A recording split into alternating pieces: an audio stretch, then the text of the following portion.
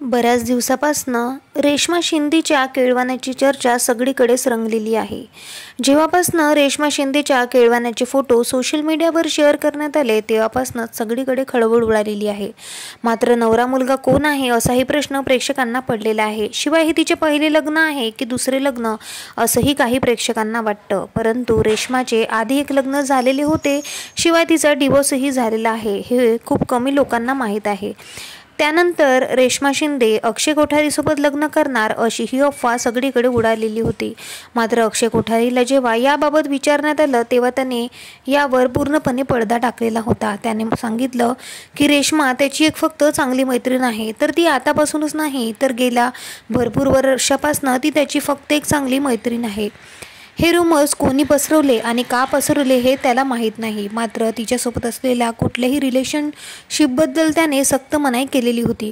तर आता प्रश्न हा होता की रेश्मा शिंदेचा नवरा नेमका कोण आहे, कारण रेश्माने कुठल्याही प्रकारचे फोटो तिच्या सोशल मीडियावर शेअर केलेले नाही।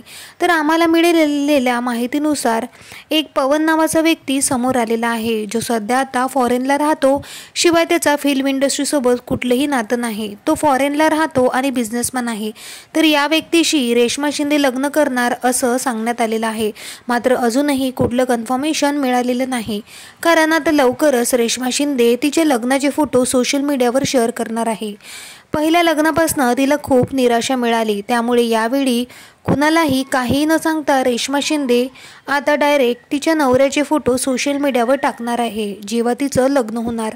त्यामुळे रेश्मा शिंदेने आतापर्यंत तिच्या प्रेक्षकांना काहीही सांगितलेलं नाहीये।